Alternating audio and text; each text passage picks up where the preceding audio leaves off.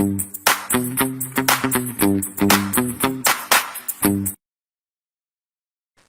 dipikir-pikir, apalagi sih yang kurang dalam kehidupan Bu Seli? Sudah punya keluarga yang harmonis dan bahagia. Rumahnya mewah, mobil ada 2, motor ada 4. Bahkan salah satu motornya dipinjamkan untukku, sopir suaminya. Ya, katanya bosku, daripada aku capek bolak-balik naik angkot ke rumahnya, mending bawa aja motor Scoopy di sana. Jadi tiap pagi aku ke rumahnya pakai motor itu.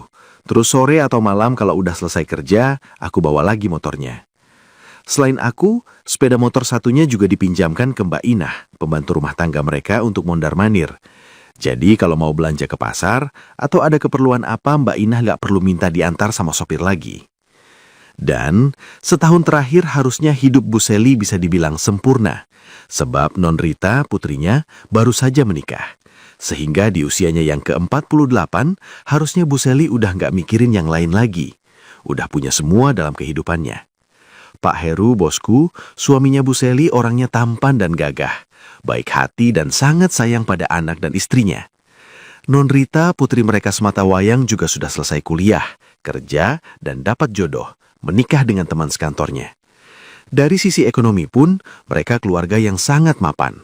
Pak Heru pejabat di Pemda Kabupaten, sudah eselon 2. Bu Seli sendiri juga ASN senior, menjabat sekretaris di Badan Pendapatan Daerah di kabupaten ini, jadi sangat berkecukupan. 2 pembantu di rumahnya, Mbak Inah dan Mbak Lastri, juga gajinya sangat jauh lebih besar dari gaji pembantu di kompleks perumahan ini. Dan aku, sopir yang sudah 2 tahun kerja untuk bosku, juga dapat gaji yang jauh lebih besar dari rata-rata pendapatan sopir di sini.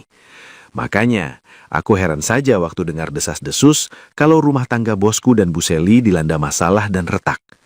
Ada yang bilang Pak Heru bosku mulai bermain api dengan wanita lain dan membuat Bu Seli marah dan bertengkar. Tapi tentu saja aku nggak pernah percaya. Kan setiap harinya aku yang mengantar Pak Heru ke kantor dan kemana saja. Pokoknya bisa dibilang aku ini teman setia dari bosku. Dan aku tahu kalau dia sama sekali nggak pernah neko-neko di luaran.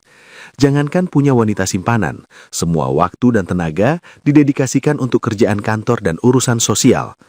Lalu versi lainnya, katanya Bu Seli yang ketahuan punya lelaki lain. Rumornya sama atasannya di kantor Badan Pendapatan. Maklum, dia kan sekretaris yang selalu ada dan mendampingi kerja atasan. Malah seringkali kulihat lembur sampai malam.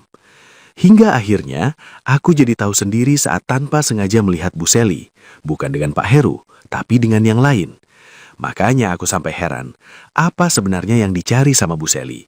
Kan kehidupannya nyaris sempurna. Kawan bukan fiksi. Sebelumnya kenalin, namaku Bambang Handoko, usia 26. Aku sudah menikah tapi belum ada anak. Sudah 2 tahun aku merantau ke kota, bekerja sebagai sopir dinas Pak Heru, bosku. Ya, aku cuma pegawai honorer, makanya sampai 2 tahun kerja, aku belum berani ngajak istriku untuk ikut, karena aku sendiri masih ngekos. Lagian, istriku juga yang maunya begitu. Soalnya dia juga bekerja sebagai staf di kantor desa, jadi nggak mungkin ikut. Ya, semua keputusan itu kami ambil setelah setahun menikah. Di desa aku tadinya cuma kerja jadi sopir angkutan pedesaan. Profesi itu ternyata tak membanggakan bagi mertuaku, bapak dan ibunya istriku. Makanya aku merantau saja ke kota. Kebetulan waktu itu Pak D. Rohmat, kakak dari mendiang ibuku, berhenti bekerja sama Pak Heru karena usianya sudah 62 tahun. Pak D nggak kuat nyetir jauh dan beliau juga khawatir akan keselamatan bosnya kalau sampai terjadi sesuatu di jalan. Mata tuanya sudah rabun dimakan usia, penglihatan mulai buram dan sorot lampu malam terasa sangat menyilaukan baginya. Nah, saat itulah Pak D. Rohmat dadakan mengabariku. Katanya kalau aku mau bisa gantikan beliau kerja sama Pak Heru. Karena aku ini keponakan Pak D dan Pak D sudah belasan tahun menjadi sopir di sana, aku langsung diterima dan dipercaya. Saat kisah ini terjadi, aku sudah 2 tahun bekerja sama bosku itu dan semuanya baik-baik saja, lancar tanpa masalah. Tapi sore itu semuanya berubah. Ketika Pak Heru sedang ada rapat di kantor dan memintaku membeli makanan di luar, biasanya memang kalau ada rapat di luar jam kerja, aku yang akhirnya ditugasi untuk mengurus urusan konsumsinya. karena biasanya rapatnya pasti sampai malam. Pak Heru nyuruh aku sekalian nyari nasi kotak 18 untuk peserta rapatnya. Saat itu baru juga jam 5 sore, jadi aku langsung kepikiran ke resto Bu Heni saja. Biar bisa pesan dulu, ntar aku ambil.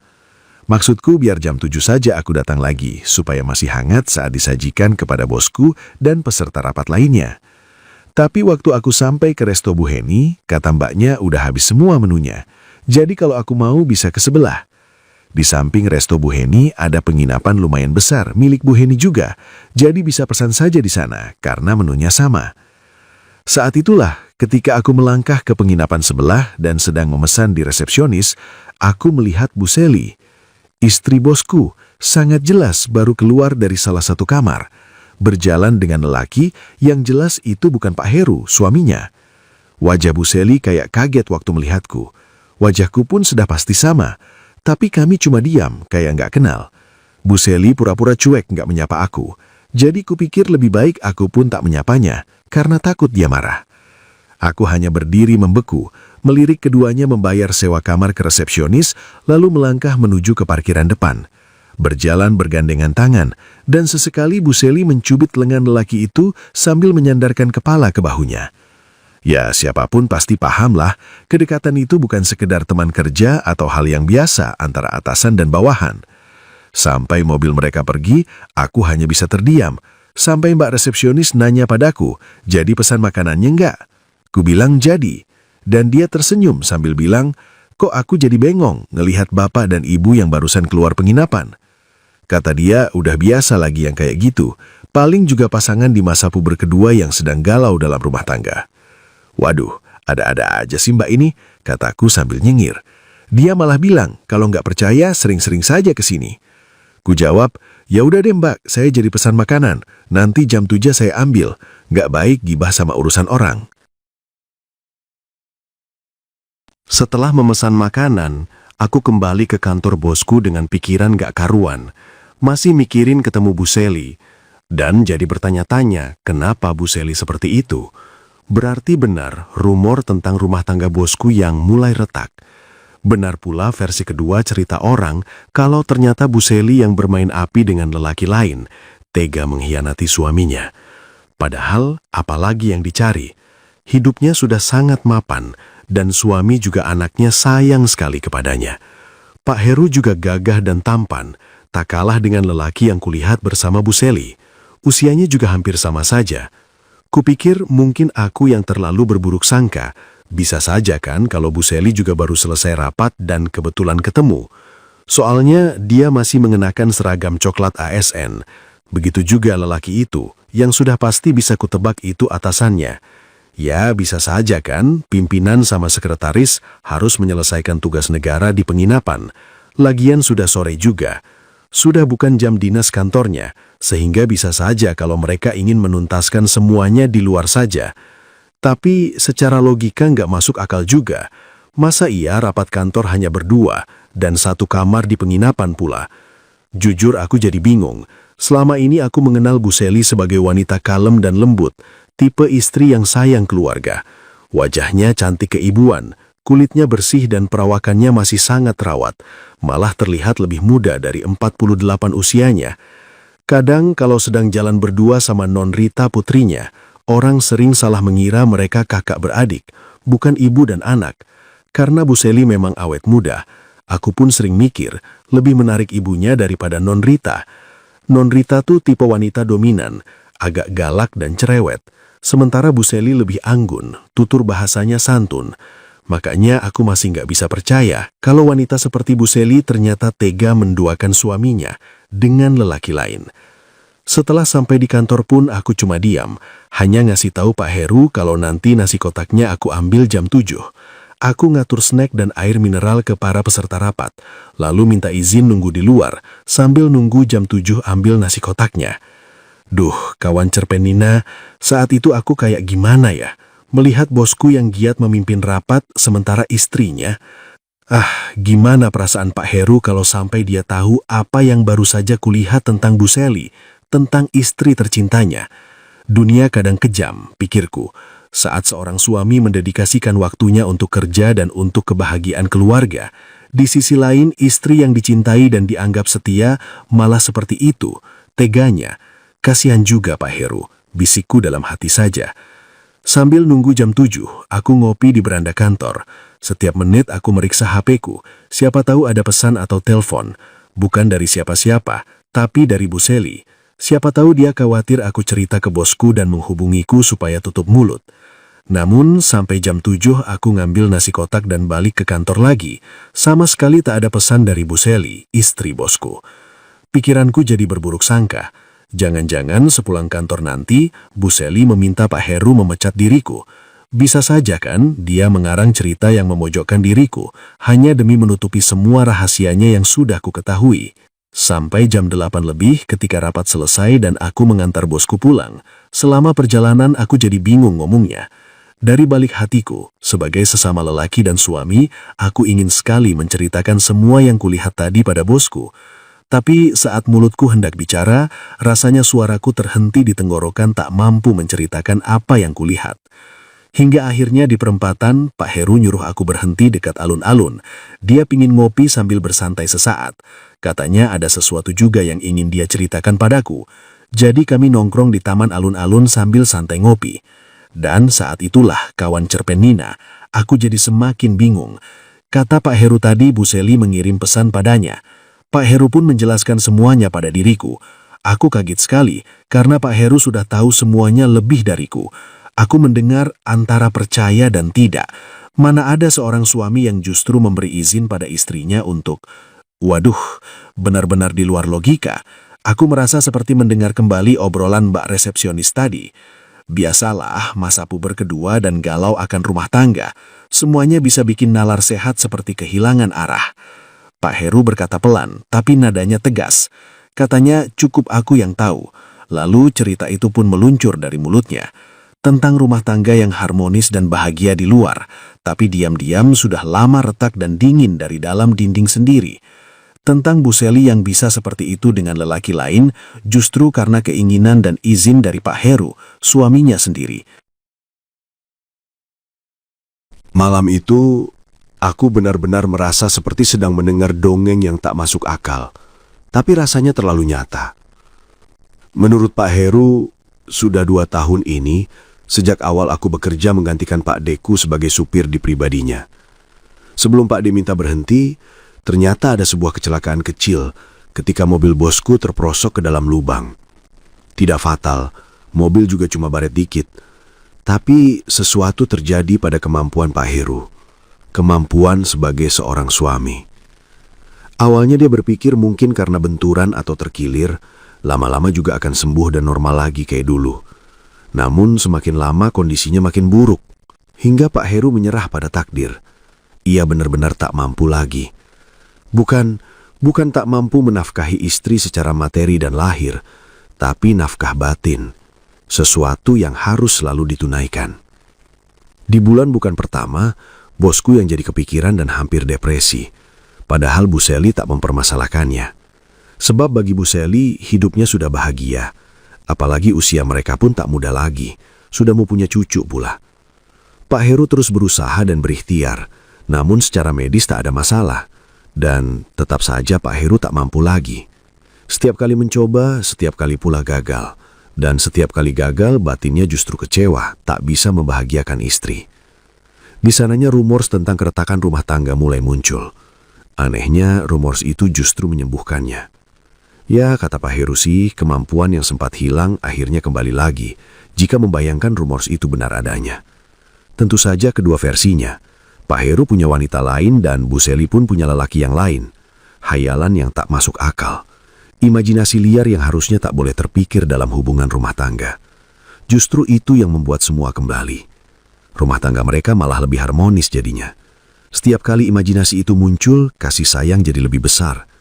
Jantungku jadi berdebar saat mendengar semuanya. Tapi Pak Heru seperti santai saja, seperti pasrah menjalani takdir. Dan yang membuat pikiranku jadi kemana-mana, Pak Heru mengaku Bu Seli juga pernah berimajinasi bersama diriku. Maaf untuk mengatakannya, Bambang, tapi kamu gak apakan kalau istriku seperti itu? Tanya Pak Heru, lirih. Aku terhenyak. Wajah Bu Seli, gerakannya yang kalem dan suaranya yang lembut, seketika melintas dalam benakku. Aku hanya mengangguk pelan, tanpa sadar ada sesuatu yang hadir dalam diriku. Sesuatu yang merasa jadi tertantang. Ya, kawan bukan fiksi. Aku sama Pak Heru ngobrol seperti sahabat malam itu. Bukan bos dan supir saking jujur dan santainya. Hingga jam 11 malam, HP Pak Heru berdering. Bu Seli mengalfon memintanya pulang. Dan ucapan terakhir bikin aku... Apa? Aku seperti salah dengar rasanya. Ketika Bu Seli bilang kalau aku disuruh nginap saja di rumah mereka malam itu. Malam itu, aku akhirnya jadi tahu kenapa Bu Seli sampai seperti itu. Dan aku baru memahami kalau uang bukan segalanya. Materi yang berlimpah ternyata tak selamanya bisa membawa kebahagiaan sejati dan menjadi bekal keluarga yang harmonis. Begitu sampai di rumah bosku, Mbak Inah dan Mbak Lastri, pembantu di sana, masih terjaga, membuatkan teh hangat untukku. Bu Seli menyambut Pak Heru dengan sangat bahagia. Kemesraan keduanya benar-benar bisa bikin iri tetangga. Wajahnya tampak lebih cantik tanpa polesan, mengenakan gaun tidur pendek yang kainnya jatuh sempurna di tubuhnya. Aku duduk di kursi tunggal dekat sofa. Bu Seli duduk di depanku. Dan Pak Heru masuk kamar untuk mandi dan ganti baju. Mbak Lastri menawariku kalau mau mandi pakai kamar mandi belakang saja. Tapi ku jawab, aku sudah mandi di kantor. Soalnya kelamaan nunggu rapat dan gerah. Lagi pula aku memang sering mandi di kantor. Airnya lebih segar dari kos-kosan. Kulirik, Bu Seli hanya tersenyum saat melihat obrolanku yang santai bersama Mbak Lastri. Hanya senyum, tak menyelah.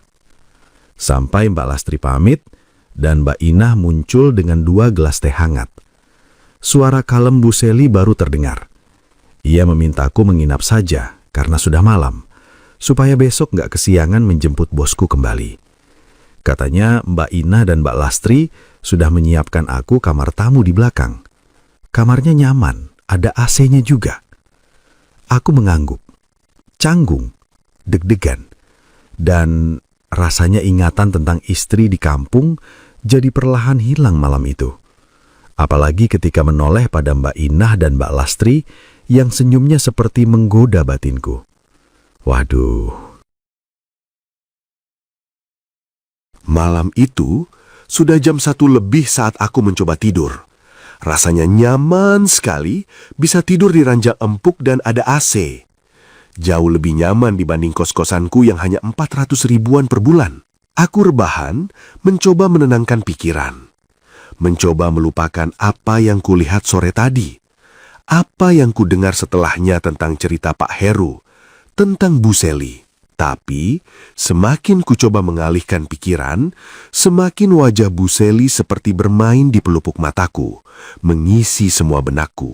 Apalagi sebelum masuk kamar mereka, Pak Heru dan Bu Seli seperti memberiku isyarat. Yang hanya mereka yang tahu. Kamu nggak apakan Bambang kalau istriku berhayal seperti itu bersamamu? Kata-kata Pak Heru terngiang di telingaku. Dan kawan bukan fiksi. Saat gejolak dalam dadaku tak mampu kupendam, suara ketukan lirih terdengar di pintu. Aku tercekak. Bu Seli? Apa ketukan itu darinya? Dan segera saja, kurai gagang pintu dan membukanya perlahan. Bambang, ini aku. Lastri. Tadi aku lupa belum ngasih kamu selimut. Nih, selamat bobo ya. Jangan begadang. Apalagi mikirin yang aneh-aneh. Waduh, aku jadi salah tingkah. Malu tak karuan. Rasanya seperti ada orang yang bisa membaca pikiran dan imajinasiku. Mbak Lastri tersenyum simpul manis, menyerahkan selimut yang terlipat rapi untukku. Aku menerimanya dengan kaku. Makasih Mbak. Maaf saya nginap di sini jadi ngerepotin semuanya. Balasku. Tapi imajinasiku justru kemana-mana. Mbak Lastri itu pembantu senior di rumah bosku. Masih kerabat jauh dari Mbak Inah, pembantu lainnya yang lebih muda. Selama bekerja pada bosku, baru kali itu aku melihat dia dengan cara yang berbeda. Ia berdiri di ambang pintu kamar belakang. Tangan kami bertemu saat selimut ia serahkan. Ada jeda saat aku bilang terima kasih. Tapi tatapanku lebih lama ke sana. Tak sengaja, mata ini seperti tak mau nurut sama akal sehatku. Makin kualihkan, makin ia betah pula memandang keindahannya. Usianya sekitar 38 tahunan. Wajahnya biasa, masih jauh lebih cantik istriku yang kutinggalkan di kampung halaman. Namun, senyum dan sorot matanya seperti punya magnet tak kasat mata yang membuat siapa saja betah memandang. Malam itu, Mbak Lastri sudah siap beristirahat. Sudah bersalin baju kerjanya dengan gaun tidur lembut berbahan halus.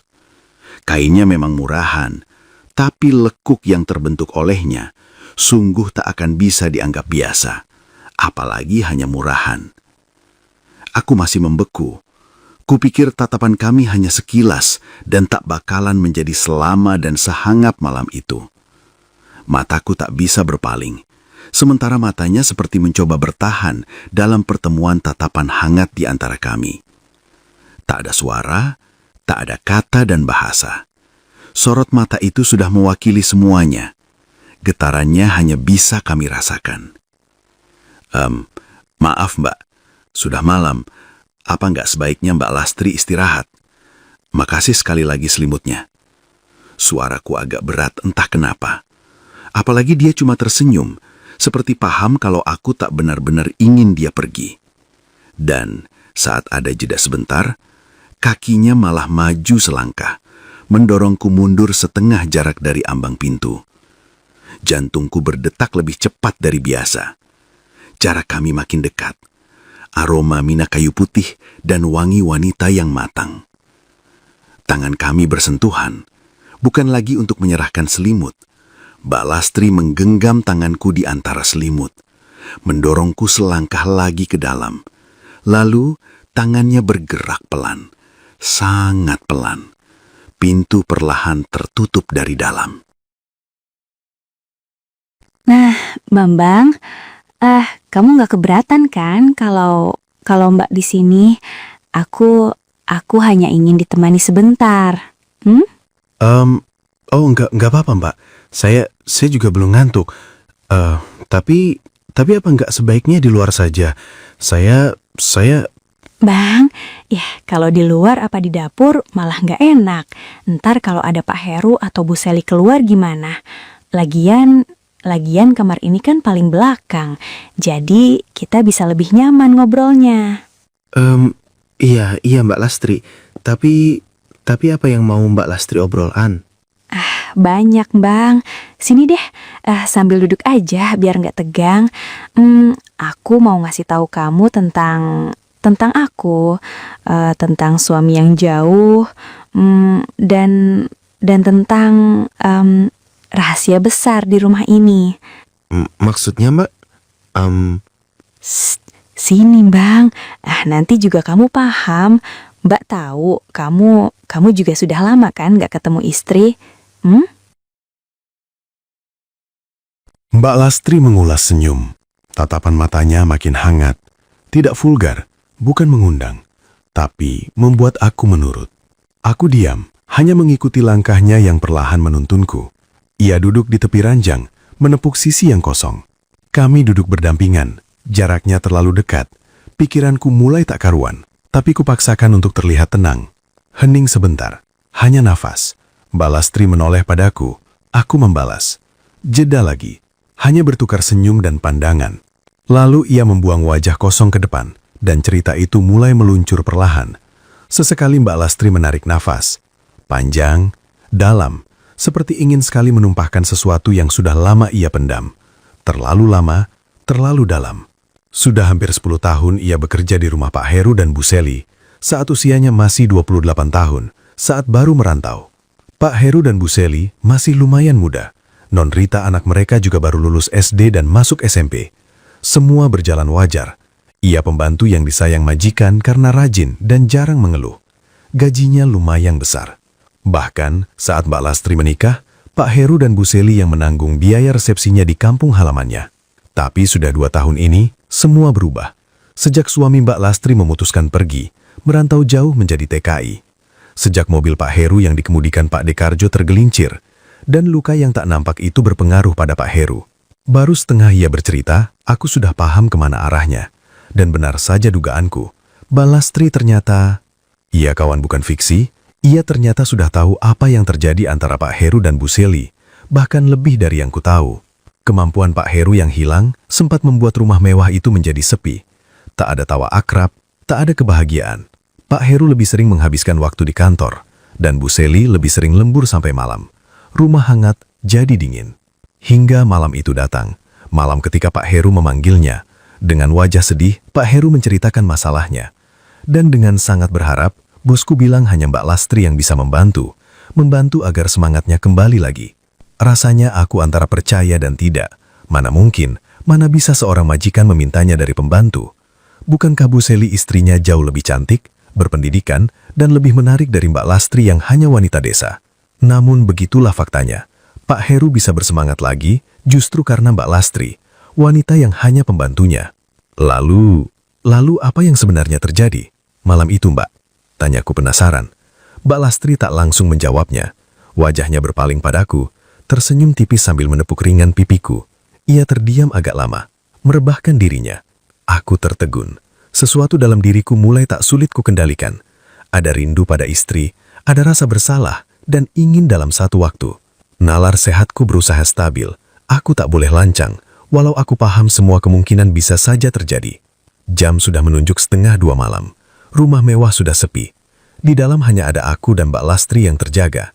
Dalam satu waktu, dalam ruang yang sama, di atas ranjang yang sama, dan jarak yang makin lama kian menipis. Mbak Lastri menceritakan betapa hatinya kosong semenjak suami pergi jadi TKI. Awalnya biasa, lama-lama tanpa kabar. Hampir 4 tahun menanti kabar suami, dan selama itu pula hanya bisa menahan dan memendam semua kerinduan cintanya. Di saat rapuh, Pak Heru justru memintanya membantu menyembuhkan Pak Heru, yang juga sama artinya dengan, ya, menurut Mbak Lastri, membantu Pak Heru malam itu sama artinya membantu dirinya sendiri menerima kesembuhan. Ada jeda di tengah cerita. Mbak Lastri menahan nafas, tangannya menepuk ringan bantal kosong di sampingnya. Aku hendak menyanggah, tapi tubuhku seperti tak mau patuh pada pikiran, justru patuh pada keinginan Mbak Lastri. Dan saat aku ikut rebah di sampingnya, aku tahu malam itu lukanya bersama Pak Heru akan kembali terulang bersamaku. Bambang, kalau malam ini ada yang salah, anggap saja aku yang salah ya. Kamu jangan sampai kepikiran, karena kamu cukup diam dan kamu bukan sedang mengkhianati istrimu. Oh, Mbak, apa semuanya nggak masalah? Kenapa kita sampai seperti ini, Mbak?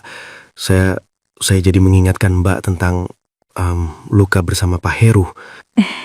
Bang, dengerin Bang. Kadang kala kita nggak pernah paham kalau luka itu justru sesuatu yang bisa menyembuhkan. Iya Mbak. Tapi saya... Udah Bang, kamu cukup diam, cukup menghayati dan mendengar semua ceritaku ya. Biar Mbak menceritakannya semua ya Bang. Biar Mbak bisa selesaikan semua sampai lega dan plong ya Bang. Mbak Lastri. Iya Mbak, saya akan mendengarkan semuanya. Saya menghayatinya Mbak. Pinter Bang.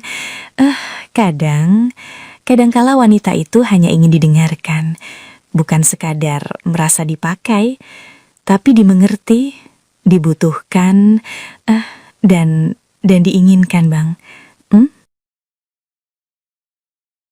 Cerita demi cerita disampaikan lirih oleh Mbak Lastri. Dan aku mulai memahami dan menghayati semua alur ceritanya. Sesekali ia menahan jeda, hanya menatap dan mengulas senyum, seperti sedang menakar. Apakah aku memahami dirinya? Seperti terus menimbang, apakah aku masih memikirkan batas antara rasa setia atau memilih hanyut bersamanya. Aku menatap langit-langit kamar. Dingin hembusan AC seperti menyerah pada bara yang mulai menyala dalam jiwa mudaku. Bukan hanya karena jalan cerita yang disampaikannya, tapi karena cara dia menceritakan semuanya pada diriku. Pandanganku ke lampu kamar seketika terhalang, berganti dengan wajah Mbak Lastri, masih dengan senyuman. Rambutnya sedikit berantakan, beberapa helai jatuh menghiasi rona pipinya. Mata kami bicara, hanya kami yang tahu artinya. Dalam batinku bilang, pantas saja bosku bisa kembali bersemangat, bisa mendapatkan kemampuan yang hilang. Mbak Lastri memang bukan Bu Seli, bukan wanita karir dengan banyak titel dan selalu berpenampilan formal elegan. Ia hanya wanita sederhana, yang selama ini mencoba berlapang dada menjalani takdir hidupnya. Hanya menerima semua. Tapi kesederhanaan itulah yang membuat ia terasa lebih bermakna, lebih mampu mengobati dan mengisi ruang batin ini. Ada rasa kecewa saat Mbak Lastri bilang, sejak hubungan Pak Heru dan Bu Seli kembali harmonis, ia bagai dilupakan. Gajinya memang jadi meningkat jauh dari semula, tapi keikhlasan yang pernah ia berikan pada majikan bagai angin lalu. Mbak Lastri mengaku merasa bersalah karena sudah berharap lebih, sebab ia tak pantas mendapatkan hati majikannya. Bukan hanya karena Pak Heru milik Bu Seli, tapi juga karena ia sendiri masih bersuami, masih istri yang harusnya setia. Pas kata setia itu terucap, aku merasa hati ini hancur, seperti ada sebuah kesadaran yang terlambat menampar batinku. Kata setia itu terlambat hadir, justru di saat Mbak Lastri menahan jerit samar, mengakhiri ceritanya dengan bergetar. Jam di dinding sudah menunjuk pukul 2:15 dini hari. Hanya suara deru angin AC lirih dan sisa kehangatan barusan. Aku masih bersandar bantal, nafas belum kembali dan pikiran masih tak karuan, antara mimpi yang terasa terlalu nyata. Mbak Lastri sudah kembali, luruh di sampingku, memeluk lututnya sendiri. Senyuman yang malu, tak berani menatapku. Dan kawan bukan fiksi, malam itu aku semakin mengerti ada rahasia rumit di dalam rumah tangga bosku sendiri. Semua sudah kembali wajar setelah cerita Mbak Lastri selesai utuh ku dengar. Tapi sejak malam itu, aku juga menyadari cerita Mbak Lastri belum benar-benar selesai. Bahkan mungkin ini hanya awal dari sebuah cerita yang lebih besar. Malam itu, Mbak Lastri meninggalkan aku tepat jam 2:30 dini hari. Wajahnya merona saat memintaku melupakan semuanya. Aku jadi tak bisa tidur, bukan hanya karena yang barusan, tapi juga karena rasa salah yang muncul bersama bayangan istriku. Sudah hampir setahun pula, aku dan istri tak lagi sesering dulu dalam berkirim kabar. LDR kami rasanya semakin jauh berjarak. Aku sering mengabarinya lewat pesan yang tak pernah dibalas. Aku sering harus sabar ketika menelpon dan dia menolak. Sempat terpikir, apakah istriku mulai berubah? Apakah kedua mertuaku sudah membuat pikiran anaknya jadi berubah? Atau mungkin saat aku merasa bersalah karena telah mengkhianatinya, diam-diam dia justru lebih dulu mengkhianati diriku. Entah, aku tidur jam berapa akhirnya. Namun saat terbangun, ku dengar suara Mbak Inah menggedor pintu kamarku. Ia mengingatkan sudah jam 6 pagi. Aku harus bangun dan bersiap untuk kerja kembali, mengantar Pak Heru, bosku. Pagi itu semua terasa wajar. Aku hanya sopir yang kebetulan menginap di rumah bos karena semalam kemalaman pulang. Di mata dunia memang seperti itu. Namun sungguh, hari itu hanya sebuah awal dari kisah selanjutnya yang tak kubayangkan. Gimana Bambang? Kamu nyenyak kan tidur semalam? Kalau kamu mau, tinggal saja di rumah. Gak perlu ngekos lagi. Pak Heru menepuk bahuku saat naik ke mobil dan siap kuantarkan ke kantornya. Tawaran yang terdengar biasa saja, hanya keramahan bos kepada anak buah yang rajin dan setia. Aku tak menjawab, hanya mengangguk, antara ragu tapi mau. Dan begitulah kawan bukan fiksi, kisahku yang aku alami saat itu. Terima kasih sudah mendengarkan, semoga terhibur. Jangan lupa, tetap di channel ini ya kawan bukan fiksi, sebab kisah ini masih akan berlanjut dalam cerita selanjutnya.